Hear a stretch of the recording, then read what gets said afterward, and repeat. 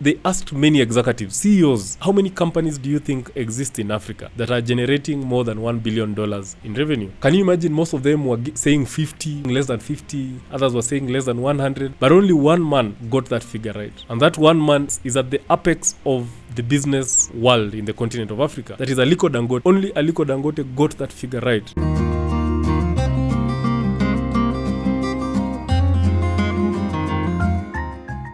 There's an African proverb that says, until the day the lion learns how to speak, the story of the hunt will always praise the hunter.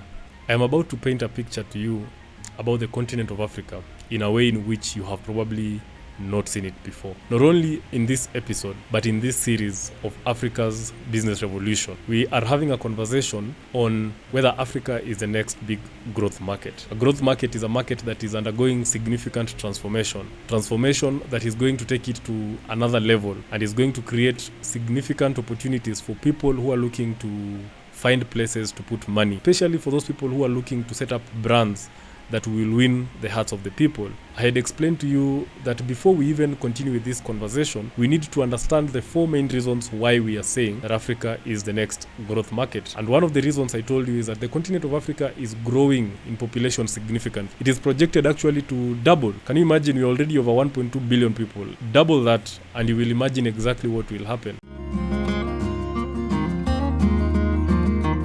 And now the second reason was that there are already companies that have come to Africa and they have succeeded. We have very many companies that can be used as examples of what is happening in Africa. We have companies that have experienced transformation in the continent of Africa, and we can use those examples to encourage and to tell people that that is the second reason why we believe the continent of Africa is the next growth market. So today, in this episode, that is exactly what I want to do. I want to take you through some of the brands that we know that have tried to solve Africa's problems. And in the process, they have won the hearts of most Africans. And that explains why they have established themselves in this continent. We shall dwell further in detail on those companies and to determine exactly what did those companies do. Because for them to succeed, they must have already created a blueprint that you can use to also set up a brand in the continent of Africa.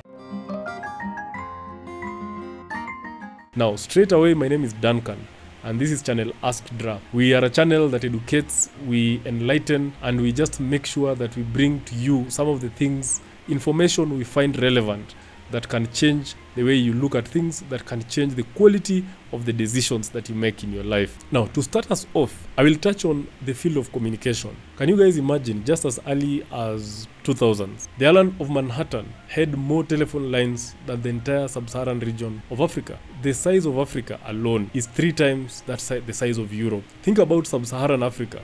Now, if someone was thinking of putting up a communication company that time, it probably would not have made sense. But then there was a company that trusted. There's a company that saw that opportunity in the name of MTN.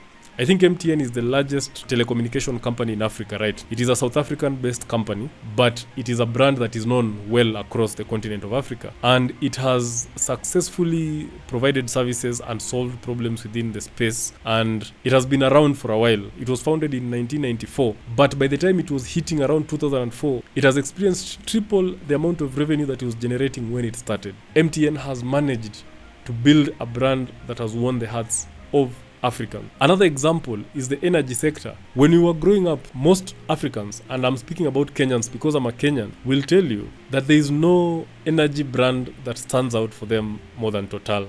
Or we started seeing all these others the other day. As early as when I was growing up, I used to see these service stations that had the red and white. And in fact, we believed that service stations are called Totals. It reminds me of a time I used to say, I've gone here, in Swahili we say, nimeenda Total. But we were referring to Total, yet the Total that we are referring to is actually a Shell station. So Total has even become a name that we give to service stations, not even a name, a brand. It's only after I grew up that I realized that Total is actually a company. But it tells you how these kind of companies had already taken over the hearts of most Africans.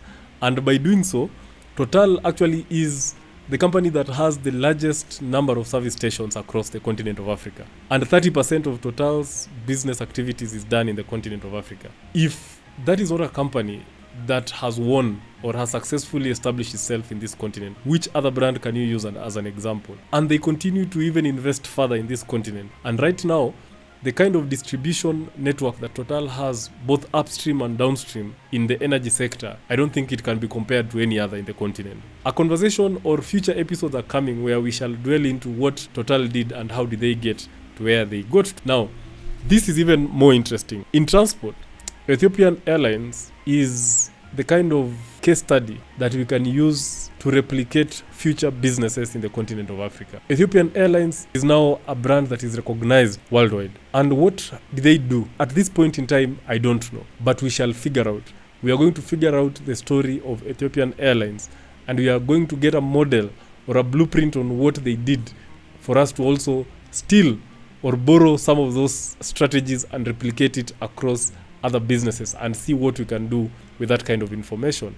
Now, Ethiopian Airlines, between 2010 and now, Ethiopian Airlines has experienced almost a triple growth in the number of passengers. I think that's the highest in any other, compared to any other airline in the continent of Africa. Kenya Airways used to do well, and the brand was up there, but I think operationally and with various reasons, Kenya Airways just dropped off. And that market that Kenya Airways lost, Ethiopian Airlines embraced it. And Ethiopian Airlines has not only stopped at just being identified as an East African brand or an East African airline. It has gone and even conquered the West Africa, not as Ethiopian Airlines, but it has bought off almost 40% of, I think it's called Askis Airlines, which is it's a Togolese company.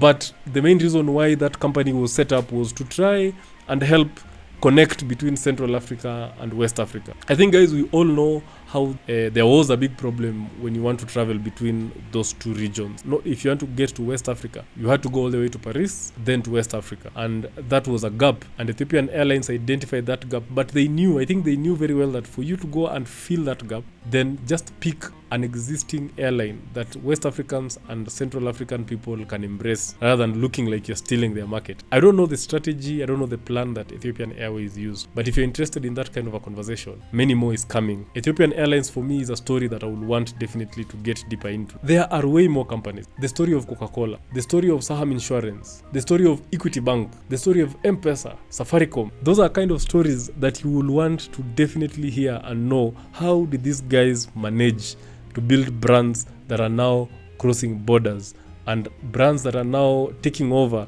the continent of Africa. And if these brands are taking over the continent of Africa, why or what are they seeing? And why can't we then use that as an example to show you that opportunity is around the corner? There are some specific stats that I came across that will blow your mind. The reason why I find these stats interesting is because they paint a very fragmented picture of the continent of Africa. Africa is just everything. And in the midst of all that fragmentation, we are identifying opportunities, but we are also identifying some of the problems that we have. And we hope that in the process, we shall learn one or two things that will guide us in this next destination which we want to get into. One of the things I noticed was that there are over 400 companies in Africa with over $1 billion revenue. $1 billion in revenue. If you ask most people, how many companies do you think exist in Africa that are generating more than $1 billion in revenue?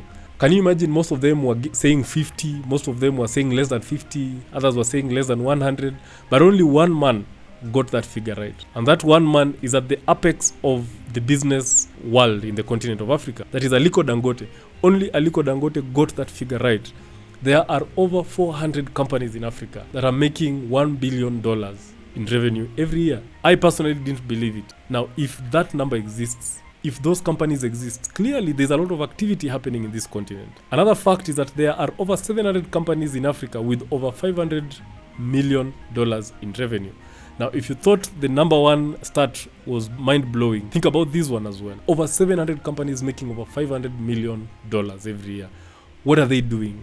Where are they? Which countries are they located? That's the conversation that we are trying to have. The other fact is that the top companies in Africa, they are growing faster than every other companies located in all other regions in the world. Why are these companies growing at that rate? Why are they the fastest growing companies in the world? Another fact, African-based companies are more profitable than any other global peer. So they are the fastest growing, they are the most profitable. If that is not a reason to believe that Africa is the next growth market, I don't know what else will. And the final fact is that among all these companies that we are calling top companies in Africa, 70% of them are non-resource companies. Non-resource companies means these companies are not oil-related, they're not natural-related kind of companies.